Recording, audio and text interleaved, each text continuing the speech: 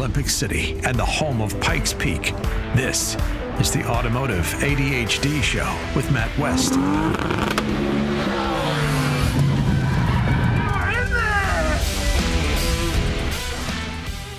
And here we are, rocking it on the Automotive ADHD Show. Matt West here, talking cars with you on the weekend. Stacked show for you today. The ever-popular BFG KO2 tire goes away, and for some reason, everyone is happy. We're going to talk about that.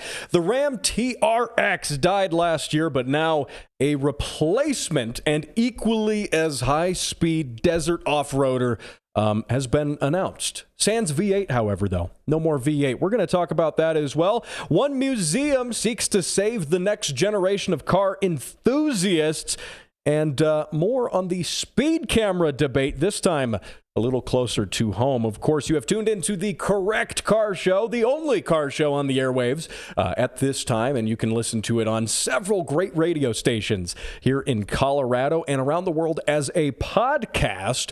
Now, my mother was listening to last week's show, and she pointed out something very interesting.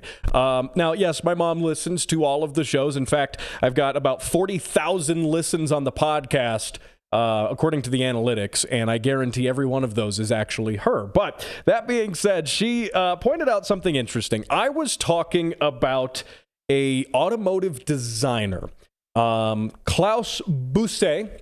She told me the correct way to pronounce it. For one, it's not Busse, it's Busse. Yeah, I know.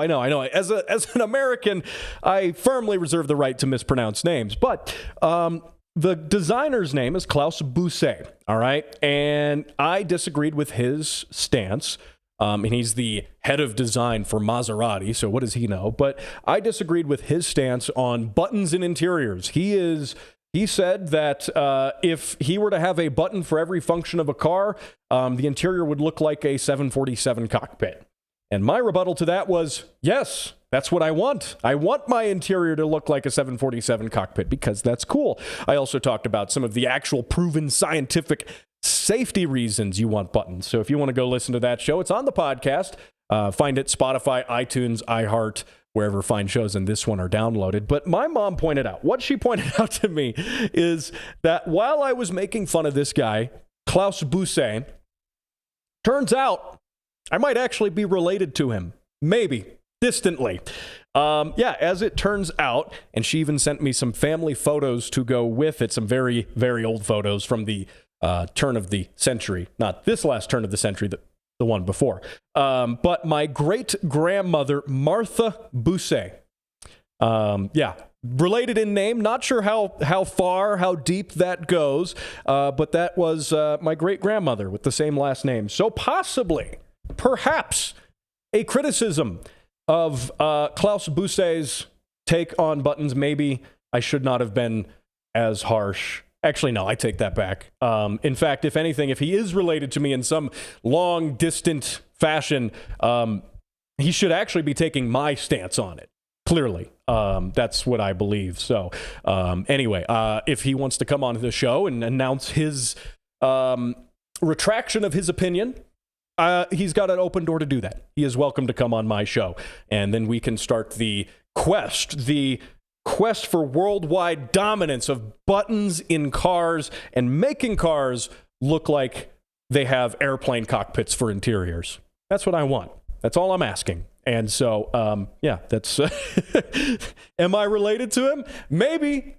Maybe not. Go figure. So anyway, I want to thank my mom for listening to the show as always and for pointing that out. Now, earlier this week, I dug my AE86, my crusty old Corolla. Well, one of two crusty old Corollas. This one runs, though. I dug it out of storage a little bit. If you are a longtime listener of the show, you know that last fall, somebody decided to back into my unnecessarily overpriced and kind of rare JDM Icon car, which I hate to even call it that, but that is what it is in some cases. Some people really like these old Corollas because it was in some Japanese cartoon somewhere. But anyway, that being said, somebody backed into it, destroyed the hood, destroyed the radiator core support, damaged the headlights and all that stuff. And I spent some time last fall putting that all back together. I reassembled it before insurance had even paid out on it because I didn't want to wait. But it was all for naught because it was just in time for winter and I didn't really drive the car.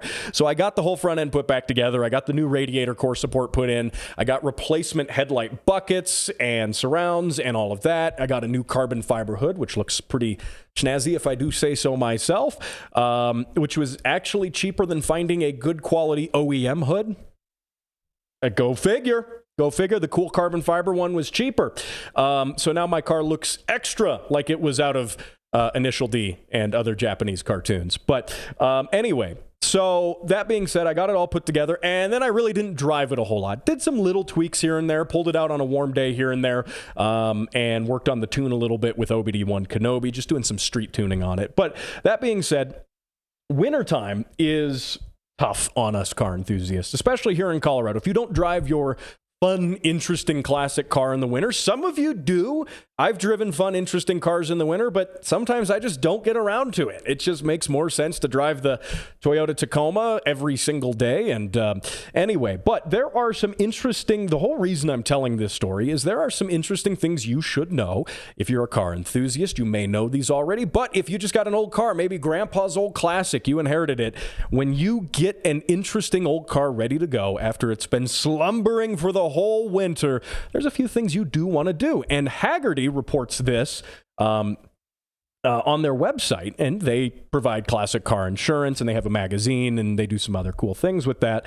But that being said, they report a couple of things you should do, and they're really basic. Even if you're not a car person and you got grandpa's old car, you just keep it running, you like to keep it nice, this makes sense. So when you get that car ready, first thing you want to do is you want to inspect it. You want to walk around, check everything, check especially be cognizant of your tire pressures. That is very important. You want to be cognizant of that because tire pressures are going to change over the course of the season as the temperature and pressure differentials outside change. So you got to really keep an eye on that. Just don't get in it and zoom off. That's one thing. But you also want to look for other things like rodents and stuff. Rodents like to make their homes in cars. It's quite unfortunate. Rodents think your car, your cool classic car, is very cozy and warm, and we need to evict those rodents by wintertime. They're almost like squatters, except for cars, and they live inside things, and they chew on the wires. A lot of squatters, home squatters, don't chew on the wires. I think, well, most of them don't. Some of them might. They're kind of weird. But anyway, you want to check on that. You also want to look at the brakes. Check out if you can see your brake pads. Maybe if it would be wise to put the car up on jack stands, pop the wheels off if you got drums, maybe pull those off, inspect the pads in there, but also look at the wheel cylinders on older cars. I've actually on my Jeep personally had this happen. The Jeep sat for a little bit and one of the seals in the wheel cylinder that actually, expands the drum brake had given way. So when I got in and pushed the brake, that wheel cylinder gave way, let all of the brake fluid out, and became a little bit of a problem, and then I had to replace that. So that's one thing I even have some personal experience with. But another thing they suggest you do is just clean the car. This can kind of be paired with inspecting the car, especially because as you clean it by hand. A lot of us car guys don't go to the automatic car wash. We clean everything by hand. And that's a great time to just go over every little inch and detail of the car and really get some of that dirt off of there, but get a good eye on everything. And then if we're actually starting the car, you got to double check on a lot of things like your coolant. You don't want to find that your coolant has escaped because of a cracked hose in the winter.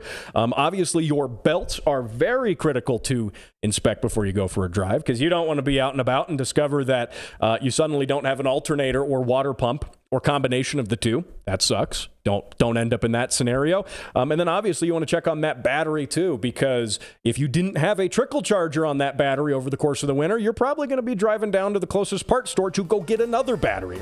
So all of these things are things you got to do. Start it, go for a drive, go for a light drive around the neighborhood. Check out if there's anything weird going on with the car. So those are just a couple of little tips. Don't go on a really long drive for the first drive of the season, and then go out and enjoy that cool classic. Enjoy what makes us love cars so much. Now don't go anywhere. Going to be right back here on Automotive ADHD after the break. And now for how things work with an engineer. transmissions. Shift. And that was How Things Work with an Engineer. More of How Things Work can be found at facebook.com/automotive ADHD.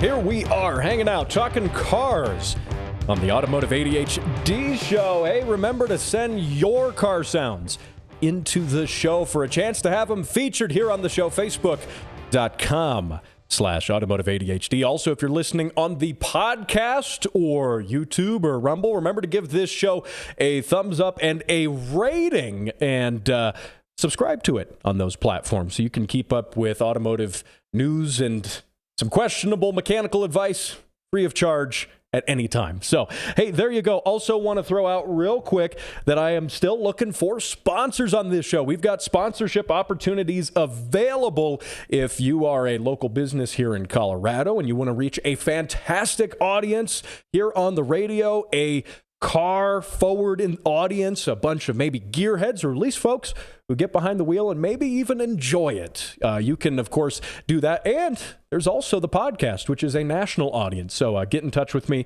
Matt at throttlewarrior.com, or you can message me on the Facebook page, facebook.com/automotive ADHD. I got to get to this here. And this is a really important topic. This is a local topic here to Colorado, but if you are listening nationally on the podcast, this is relevant for you as well, because we are talking about speed cameras once again. This has been a reoccurring theme. Every couple weeks, there's been something about the speed cameras coming up and the increased use of these diabolical things, in my opinion. And that is that now here in Colorado, there was a story that made some national headlines, how the city of Aurora started losing a huge amount of money on their mobile speed camera program that basically has vans that are equipped with speed cameras, and they position them in different areas as needed. And I talked about that story here on the show a few weeks ago, and like I said, it made some news around the country because it lost so much money. It didn't work, and it not only didn't do anything to make the road safer, it cost the taxpayers a boatload of money. In a year, they lost, they're reporting well over $500,000 on that project. And one could understand if it made a really big difference. In fact, it not only didn't make a difference, if anything, it did nothing. So now, that being said, Colorado Springs City Council, I don't think they listened to my show. They clearly didn't, because this has come along that they have now decided to start exploring a very similar speed camera system, one that even uses mobile vans. And I like how they say these different companies that provide these. I like how, they say speed camera equipped vans, and you think it's some sort of fancy schmancy van with like a special camera mounted on the outside and all this special equipment. No, it's literally like a Dodge Durango with this camera thing on the back cargo shelf area. Like you just open, like in the back area. It's just, all it is tied down to the cargo points inside the back, pointing out the back window. It's not like a specially modified van. You could take this thing and just put it in anything that had a back window, essentially. Which furthermore makes me wonder why it costs so much. It's, tremendous cost-wise. Just a little bit of a reminder, this was reported by the Sentinel here in Colorado a few months back. Well, about a month ago, I would say at this point. Not quite 2 months, but it was reported that the total monthly cost of these vans was $83,400 for basically some Dodge Durangos with a van just sitting in the back cargo area. Yeah, $84,000, almost $84,000 a month, no less. And fully staffing the van costs, or the vans, I guess the fleet of them, cost $35,000 per month. I said this the other week. I want to get paid to sit around in a van for $35,000 a month. I would totally do that. Now, here's where Colorado Springs City Council clearly didn't listen to my show because they've proposed the exact same thing. And I mean the exact same thing. Go ahead, and I'm going to roll a clip here. This comes by way of KOAA, Channel 5 local news. They're the local NBC affiliate here in the Springs. Give this a listen.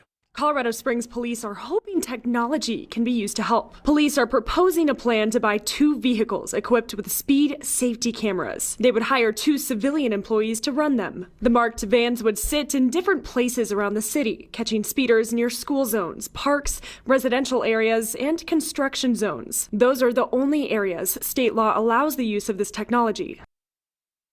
So it's the exact same program as what they have in Aurora. Now, they didn't say technically it's the same program.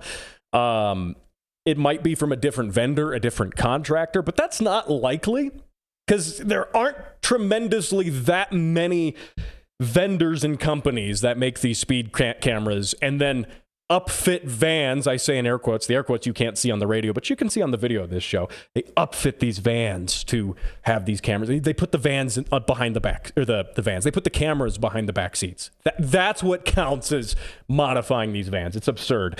But it's very likely that Colorado Springs City Council, they're going to be searching for contractors. They're going to be doing the bidding process. It's very likely it's going to be the same company, in my opinion, just because, again, there's not a whole lot of these companies that do this sort of thing. Now, it's not fair to say, I open up this segment saying no one on city council listened to my show. That's not quite fair to say because, as it turns out, city council representative Dave Donaldson actually opposed this. Now, this was voted they haven't done the final vote on it yet, but some of the preliminary stuff says 7 council members want it, 2 council members don't. Mr. Donaldson was one of the ones who expressed his opposition to it. Now, I don't know if that means he listened to this show, but that being said, I invited him onto the show. I just sent him an email here, actually, just before the show, and I'll go ahead and read this to you because it's relevant. And I said, "Hello, Mr. Donaldson. I'm writing to you both as a member of the media and as a concerned resident living in your district. Firstly, I'd like to thank you for your opposition to the proposal regarding speed cameras in the city, and hope you continue to voice that opposition to your colleagues on the city council."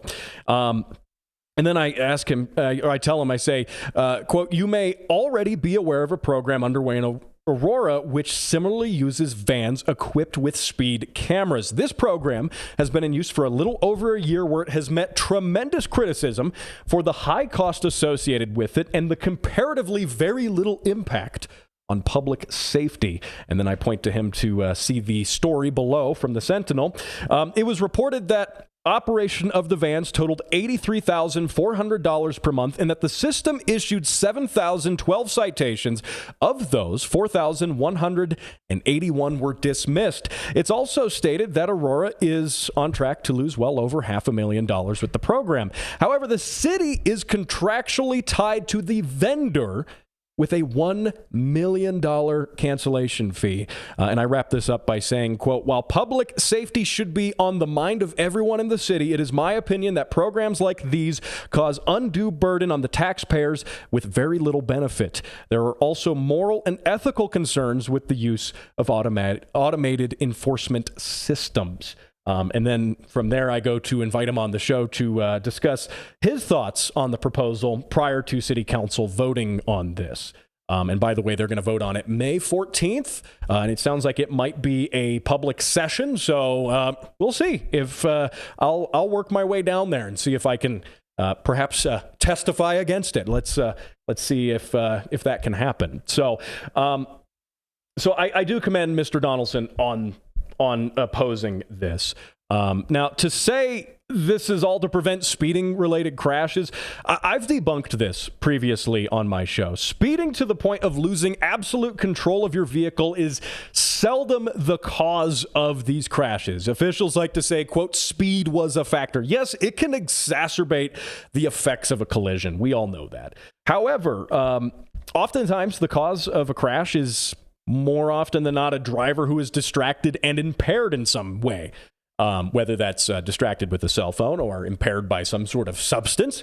And speed cameras aren't going to deter that sort of person. They are absolutely not. So what can we do better, right? If the government is hell-bent on spending our money, and by the way, spoilers, they are, then perhaps they should consider to fund better driver education programs, maybe increase the penalties for distracted and impaired driving.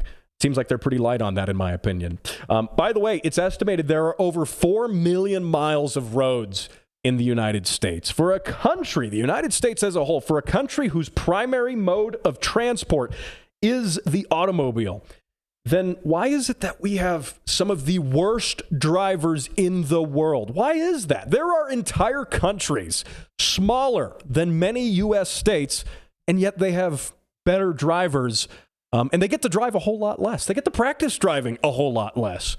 How is that? I mean, education. Education is the answer, plain and simple.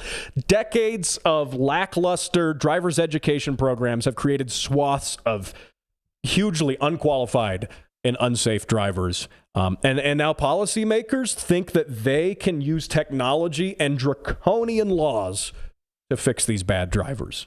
I don't see it. I don't see it personally. And despite my best efforts here on the radio, many millions of people still know absolutely nothing about the multi-ton machines that they pilot on the roadways, and even less about actually driving them. I mean, come on, I'm just saying. Now, that ties into my discussion about automatic braking last week. Do I want automated braking in one of my vehicles? No, hell no, absolutely not. Statistically, does it save lives? Well, yes, and that's also because statistically people are terrible drivers in this country. So take that how you will. But now, if you're listening to the radio, and that means you're listening here in Colorado, so go ahead and email your city council rep, just like I did. Again, May 14th is when the final vote on this happens. Now, if you're on the podcast, I don't want to leave you out. If you're on the podcast listening anywhere in the world, you want to be on the lookout for this kind of stuff in your town, in your city. All too often, I go to car meets and shows, and I hear folks complaining about how the city and the state keep passing restrictive laws on enthusiasts, and yet said enthusiasts clearly do absolutely nothing about it aside from some idle chit-chat at the car meets. So if you're a guy like me who spends more time talking about cars than actually fixing his own cars, then you could do it too. You could do it too. I mean, let me put it this way. As car enthusiasts, folks like me, folks like you perhaps, we're definitely in the minority, but we don't have to be a silent minority.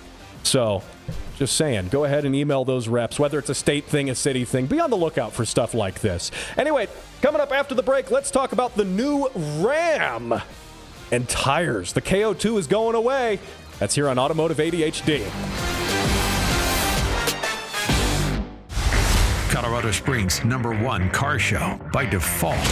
This is Automotive ADHD. Yes, it is. You are listening to, yes, indeed, probably the only car show here on the airwaves in Southern Colorado. Matt West here, hanging out with you, talking cars for the weekend. So the very, very much loved BF Goodrich KO2 all-terrain tire. This is a tire I have quite the fond relationship of, actually. Yes, and I am probably the only guy on the radio right now talking about tires. But that being said, I like the KO2. It is going away. It absolutely is. Which I would be sad about it. But that's because BF Goodrich, just announced the KO3. They have now announced a successor to the KO2 tire, which, okay, I love the KO2. I've had a couple sets of them. I've got them currently on my Toyota Tacoma, and I've got them on $800 Stroker Jeep. In fact, I have had them on $800 Stroker Jeep in one way or another for almost 10 years. Almost 10 years now. And they came out about 10 years ago, in fact. And I love this tire. It's a really good all-terrain tire. Now, when we talk about I have to clarify here. When we talk about off-road tires versus performance tires, there is a difference. There is. When it comes to performance tires, I believe that a all-season tire is like a no-season tire. It's pretty terrible at everything. It's not very good in the wet. It's not that exciting in the dry. And it's also really terrible on the racetrack.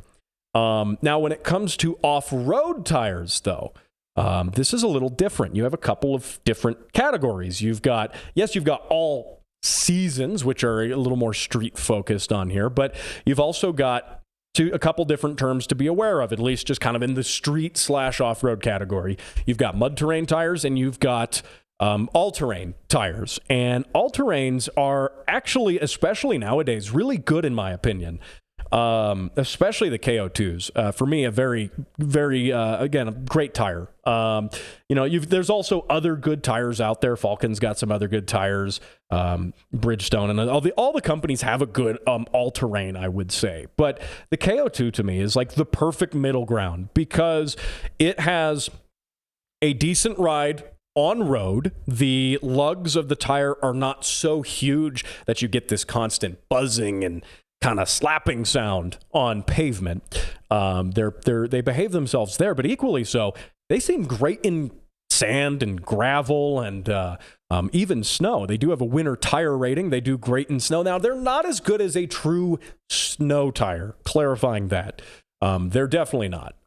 Weirdly enough, I have a studded set of actual snow tires on a separate set of wheels for my S2000. I talked about at the top of the show not driving fun cars in the winter. The only reason I haven't driven the S2000 in the winter is because it's been broken, not because I don't have studded snow tires for it.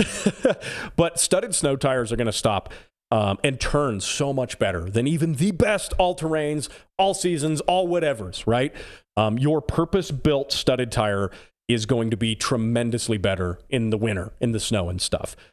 I find the BFG all-terrain KO2s to be perfectly acceptable in the winter, though. Just remember, when it comes to tires, especially for winter performance, people get so hung up on just having a good set of, say, tires on the front if the car's front-wheel drive. You'll see good tires on the back if it's rear-wheel drive. That's nonsense. You need good tires all the way around because more so than actually getting started and moving, more important than that is being able to turn and stop. And your front tires do more of that. Just saying. But you want the car to behave predictably around a corner on an icy turn, which that's why even if you're front wheel drive, you shouldn't just do front snow tires. That back end's going to kick out on you when you least want it to. So good snow tires all the way around. Buy some good tires. Your car was expensive, most likely. Most new cars are like $45,000 on average. You can afford $1,000 for a nice set of tires if you're spending $45,000 on the car. Even more so when you're buying these fancy off-roaders and SUVs that are $100,000. Go get some good tires. But with BFG and the KO2, though, again, I like this tire. I like it. It's got pretty aggressive lugs on the sidewall. That's one thing they changed from the original all-terrain BFG tire. It's got these lugs on the side. And I find when you air down off-road, the tire kind of squashes out and those lugs on the side give you actually a noticeable improvement in traction. And most importantly, the critical thing that they do is they look cool. That is really what counts. But the BFG KO3, yeah, this is cool. I mean, creative naming, obviously, KO2, and I don't think they actually called the original all-terrain the KO1. I don't think they did. I'd have to look that up. I don't have that in front of me. What does KO2 even stand for? I've had these tires on my Jeep for a long time. I like them, and I've never actually thought about what KO2 stands for. I've never actually even given it a second thought until they announced this and said KO, quote, stands for Key Off-Road. So I guess it would be KOR, but they ditched the R. Whatever. I don't know what that means. Key Off-Road. Cool. They're good tires, though. And I will say the KO3, what they're boasting with it is a revised tread pattern. And it's a slightly revised pattern that they call, quote, mud-phobic. One of the problems you have between an all-terrain tire and a mud-terrain tire is a mud-terrain tire, the lugs are going to be spaced apart. They're going to be much bigger, and there's going to be big gaps between those lugs of the tire. And what that does is that basically gives you paddles in a sense to help you in mud. You think it would be helpful in snow. In my opinion, they're not. I've had the Mickey Thompson, the MT Baja mud terrains. It's been a while. I can't remember the exact name offhand on them. I had those. They weren't really that impressive in the snow. And the reason for that was because those lugs are huge, but there's no siping. There's no little grooves in the lugs to help that water dissipate, especially in the rain and in the snow and in the ice. In my opinion, mud terrain tires are, if anything, terrible in the snow and ice. Maybe in a deep snow situation, they would be fine and they would kind of behave more like they do in the mud, but that's not what I've found, at least. I'm not a fan. Not a fan of mud terrains in the snow. But the KO3s here, they've got a slightly different tread pattern. It looks cool and aggressive, but again, it's got lots of little grooves and cuts. There are so many little channels for water, snow, ice, stuff to get out from. Now, again, in the mud, in true, nasty, slippery, slimy mud, these aren't going to paddle their way through it like a real mud terrain would. And presumably in like deep sand, probably not going to be as good either as a mud terrain. But they do earn the 3-peak mountain snowflake severe snow rating, which is a fancy thing. They did, by the way, I talked about on the show a couple months back how the snow rating has been revised to also include stopping distance instead of just starting. Going to my point earlier here in the segment about why stopping and turning, if anything, is more important than just getting up and going. So this is good. They keep all of the good stuff of the KO2. They revised the tread pattern a little bit, and they say they changed the compound to be a little more durable. I haven't found any real issues durability-wise. I get a healthy amount of gravel driving and pavement driving and daily driving and off-roading with my KO2s on both the Jeep and the Tacoma. Yeah, I like them enough. I have them on both of my off-road focused vehicles. But I haven't really noticed, like, I'm not tearing through them really quick. Durability was never a concern, but they say they've improved it. Does that mean it's going to have worse dry traction because it's a harder compound? I don't know about that. But I think that it will make for a good change. Now, that being said, here's the tragedy right now is that there are only 2 sizes available for it. It's a brand new tire, just came out. I remember when the KO2 came out 10 years ago. I was hyped on it. Everyone was hyped on it. I ordered them very early. I probably got it was definitely the first year of production on them, but I definitely, I waited a little bit to get those tires.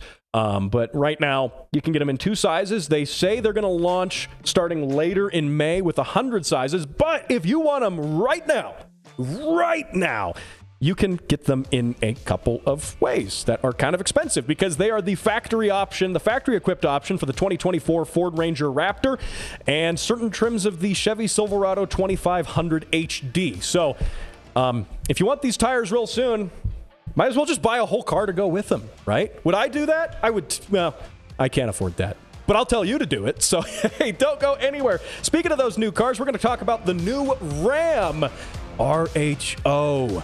That's right here after the break on Automotive ADHD. Don't go anywhere.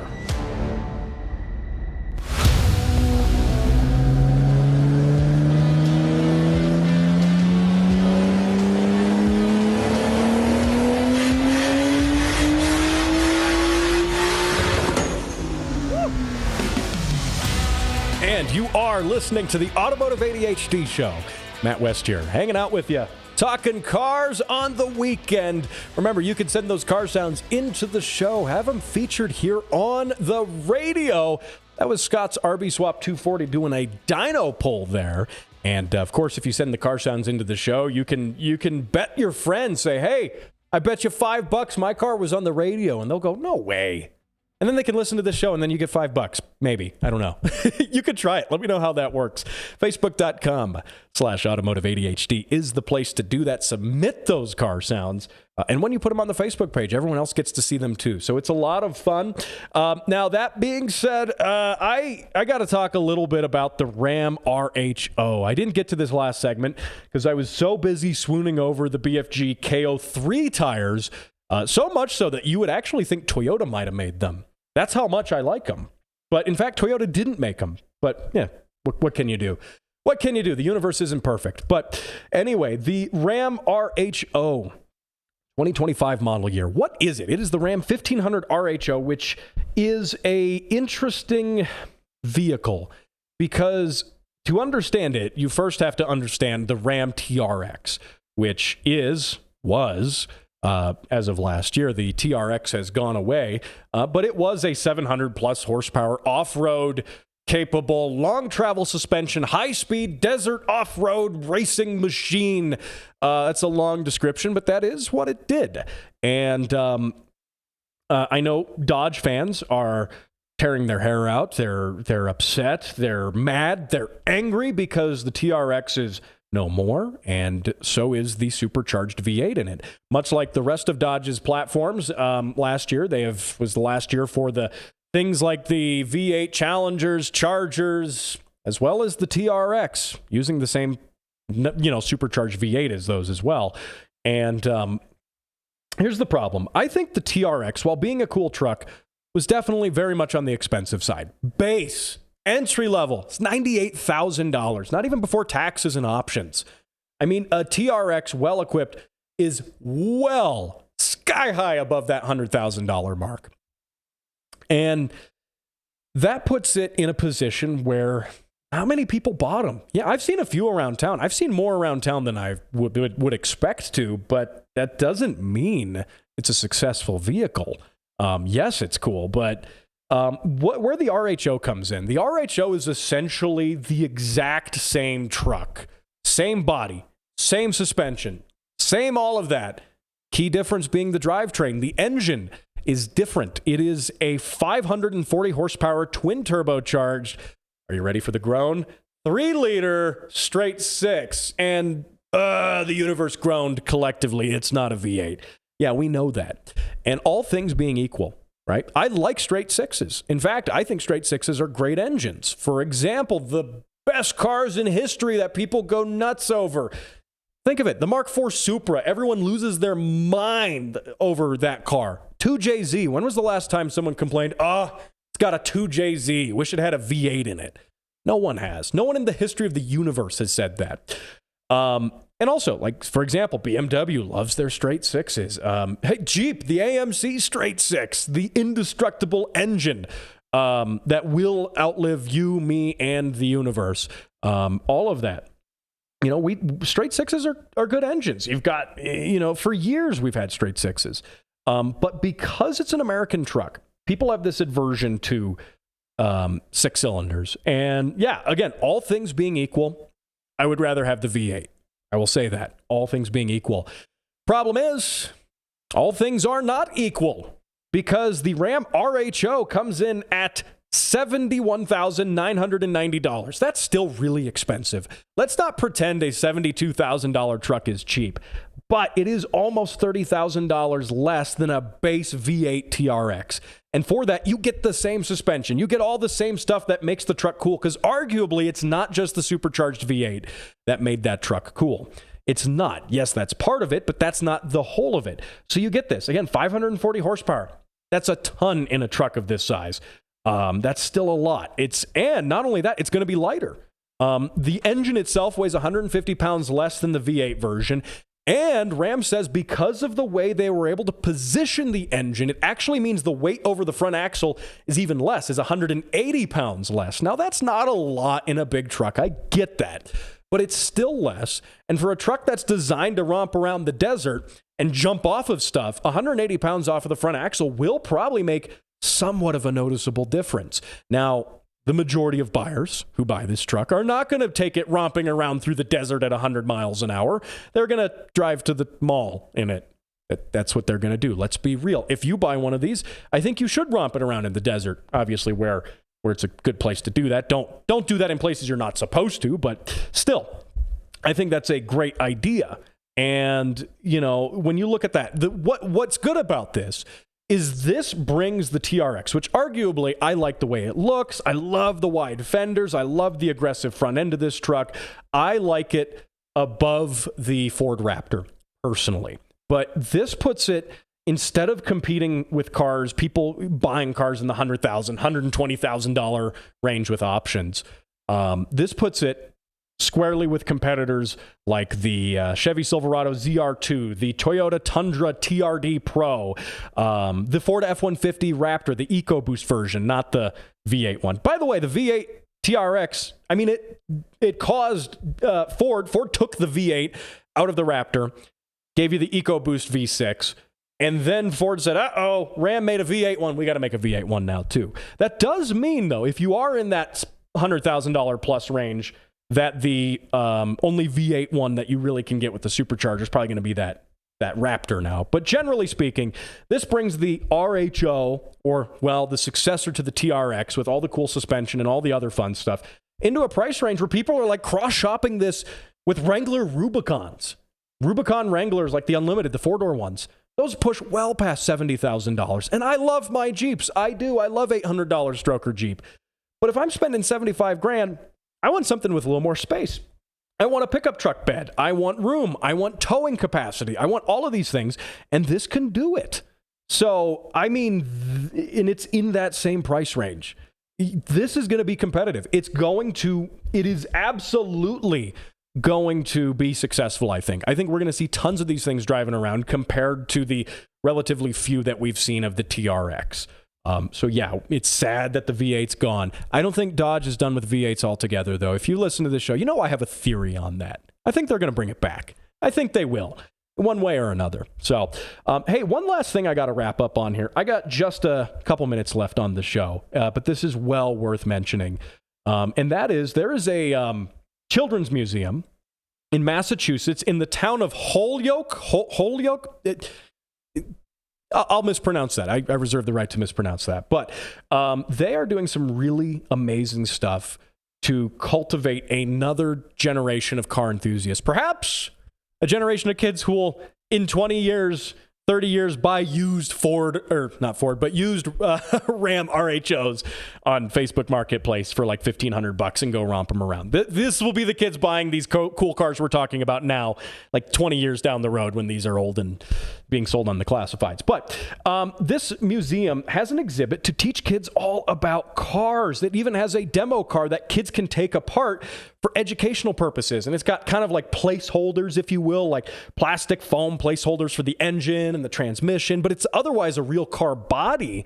And they can learn the engine does this, it goes here. They can even learn how to change a tire on this vehicle. And I think this is so cool because it gets kids interested and learning, and it gets them learning hands-on, by the way. And a lot of us have learned, car enthusiasts especially, we learned when we were kids. We got exposed to it. And this is a great way to do that and maybe influence the next generation of kids who maybe want to become a car designer, make the cool cars of the future. This gives me hope, by the way, that the next generation of cars is not going to be a EV apocalypse of boring, bland, soulless cars. If we teach kids right, I think the next generation's I think they're going to be good with cars. So, hey, thanks for listening to this edition of the Automotive ADHD Show. Remember to subscribe to it online. Give the podcast a rating. Big thanks to Jared, who helps me with the video as well. And I'll talk to you next week when we're talking more cars right here on Automotive ADHD.